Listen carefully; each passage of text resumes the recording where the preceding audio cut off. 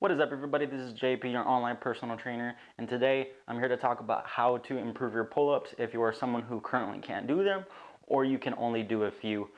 First things first, sorry about my shitty writing. I know I don't really write that neat, but I mean, I gotta work with what I got. But okay, and this video is for people who, like I said, who can't do a pull-up and who struggle to do pull-ups. So yes, even if you can do a few pull-ups, this video will still help you. Unless you're, I mean, if you're doing a bunch of pull-ups, this video might not be that helpful. I'll make another video another day on how to make pull-ups harder. But you may have seen some of these tips, because some of them are more obvious, or they're pretty obvious in other videos, but they usually don't all come in one video, or they don't explain them too well. So hopefully I can explain them a little bit better so you guys can understand them.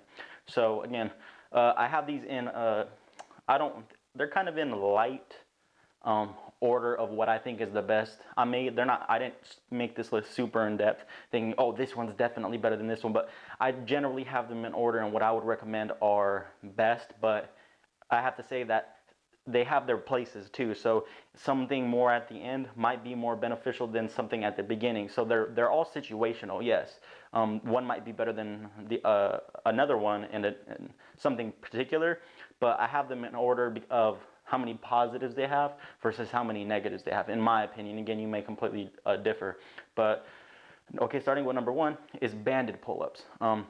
The reason why this is number one is because, one, it still gets you on the pull-up bar. If you're struggling with pull-ups, or you can't do any, or you're not doing that many, again, one, this mimics the exact pattern that you're going to be doing. It's obviously having you do a pull-up on a pull-up bar. So getting used to this motion that you're going to be doing on a pull-up bar is going to help you to be able to do pull-ups without the band.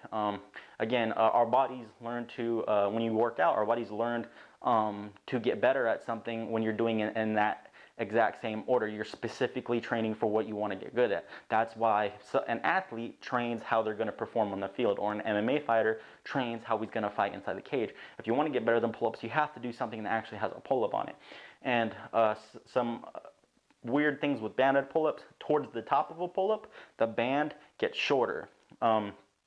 The band gets shorter, so it gets harder towards the top. And this may seem obvious, but I'll explain it for people who don't know. All a banded pull-up is you attach a band like this.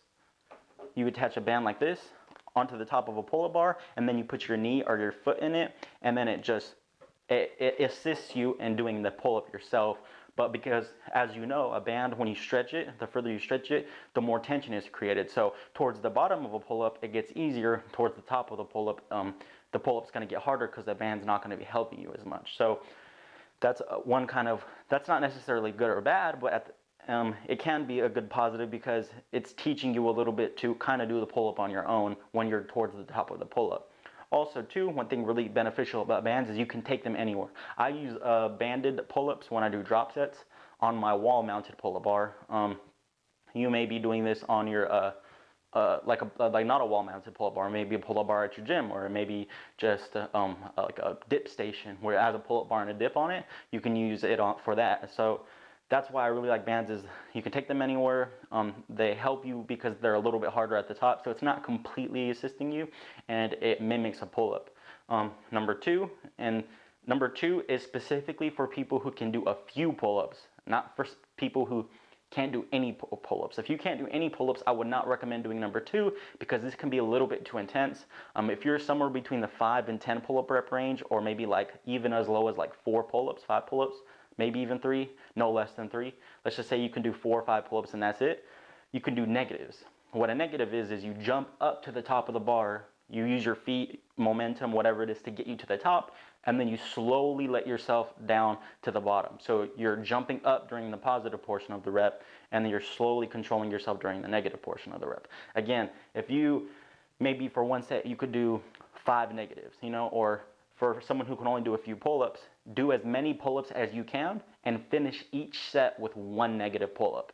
So eventually you're going to be able to do more and more pull-ups because you're pushing your body past what it's used to with the negative repetitions. Again, you can modify this and do it however you want. You can simply just start with negatives if you want.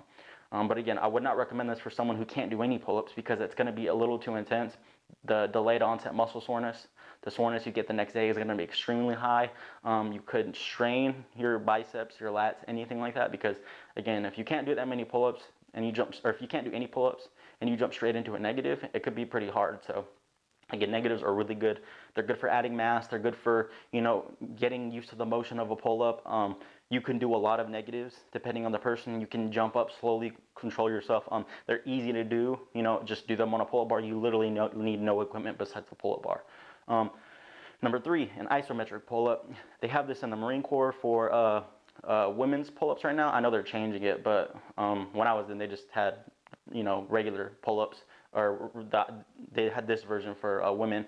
But what you can do is, whether you're a guy or a girl, if you're not good at doing pull-ups, you could just start by doing isometric pull-ups just to get used to being on a pull-up bar. Again, this is number 3 because you're not doing the exact motion of a pull-up, but you're doing somewhat similar. So what you do is you just jump up to the top of the bar with the underhand grip, and you just hold yourself up as long as you can hold yourself up. Eventually you're going to get more and more fatigued, and your arms are going to fully extend, and you're going to be basically hanging. So once you get all the way down to the bottom and you can't hold yourself no more, you're done. Periodically, try to hold yourself for longer and longer. Eventually, the holding yourself is going to get so easy, and you're going to get used to just being up on the bar, that you're going to be able to do your first pull-up. Or if you're already doing your pull-ups, you can mix isometric pull-ups in with your regular pull-ups. Like, let's just say you're someone who can only get 3, 4, 5 pull-ups. Do your max set of pull-ups, as many as you can get, and then finish the set off with an isometric hold. It's going to be real short because you're fatigued from doing your max set, but it'll still help being able to push you past what you're used to.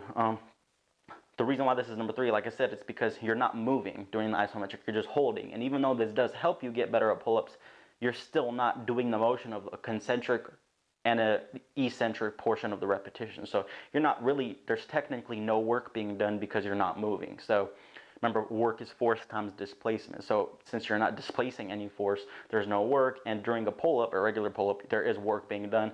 It's just a little bit different, and it's not going to be as efficient as the first 2, in my opinion, as getting you good in a pull-ups. Number 4 is a machine pull-up. You may have a machine at your gym that it's like an assisted pull-up machine. Again, these are great. You just pick a weight. Usually, it's like a rod selected weight. So you put the rod in whatever weight you want. The more the weight, the more it helps you. So if you go from 80 to 100 pounds, it's going to help you more. What's good about this? It's good like the number 1 and number 2 is because it helps you get used to the motion of pull-ups. And obviously, like I said, doing the actual physical motion of going up and down to the pull-up bar is going to help you.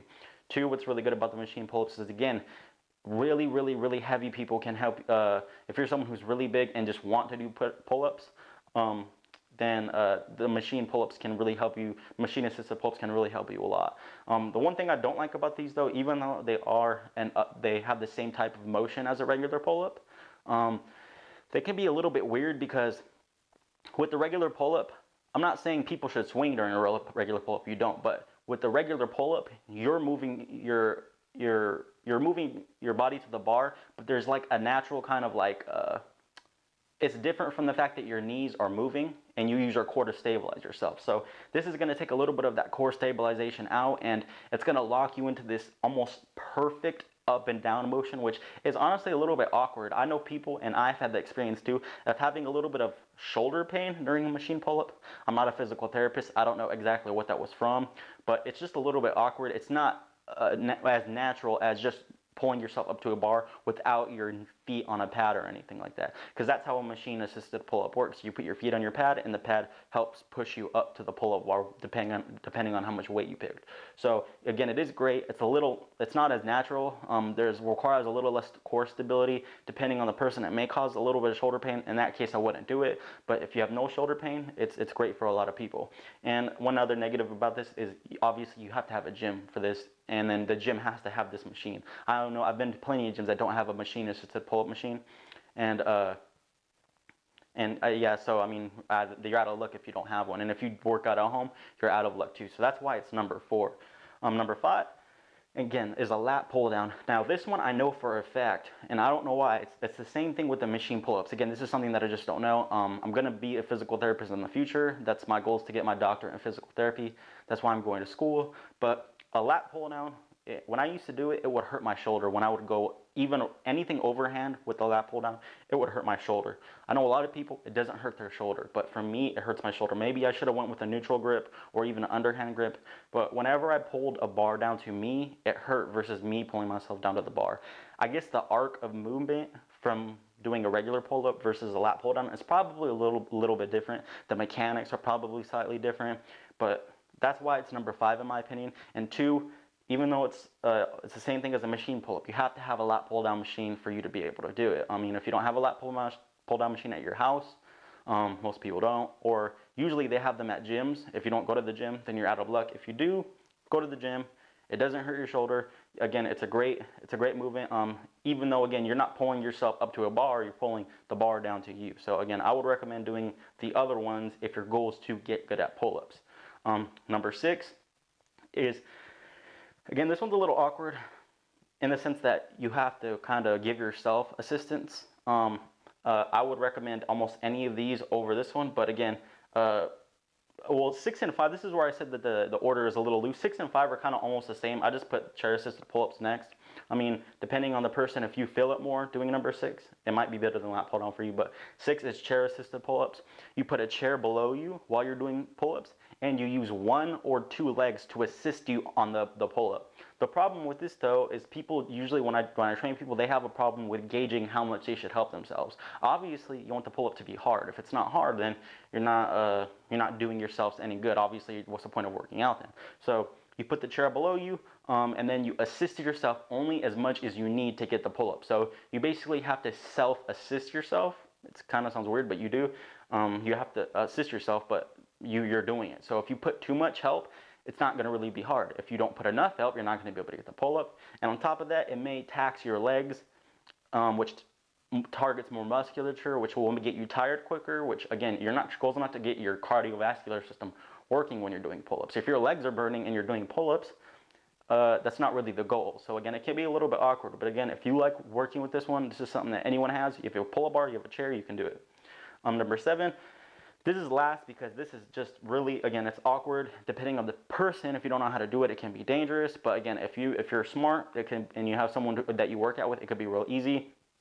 Is partner assisted pull-ups. Basically, if you can only do a few pull-ups, or if you can only do no pull-ups, or if you can't do any, but you're relatively lightweight, somewhat lightweight, you can have a partner hold you from underneath your lats or your low back and help assist you to get some pull-ups. Again, this, just like any of these other methods, helps you get pull-ups, any pull-ups, or helps you get more pull-ups, so you can push yourself past where you're used to. So eventually you can start doing more pull-ups yourself. Again, that's basically the positive of it. It helps you push yourself past other pull-ups. There's almost all of these are better than this one, because I hear the negatives for partner-assisted pull-ups. 1, the partner can get tired too. I've seen it happen. The partner gets tired, so they're not really helping the person do pull-ups anymore, so there's no point of even helping them. 2, the person that's doing the pull-ups is just too big. They're too heavy for the partner to actually help them. So again, that's going to be a negative right there. 3, you don't always have someone helping you there to help you do a partner-assisted pull-up. It's just like having these machines. A lot of people don't work out with people, and when they do, like, what if you implement in your training partner-assisted pull-ups and then your partner flakes out on you that day? You're kind of out of luck on that one. 4, if this person is like doesn't know what they're doing, and let's just say one mistake that people do with partner-assisted pull-ups is they hold them from their feet. If you hold them from their feet and the person gets fatigued on the bar and they let go, they're going to face plant right in the ground. So that can be a little bit dangerous depending on if you're fucking around in the gym or you're joking around too much. Someone can get hurt. But yeah, that's why I put that one last. That's just my opinion. Again, you guys might have a different order of these.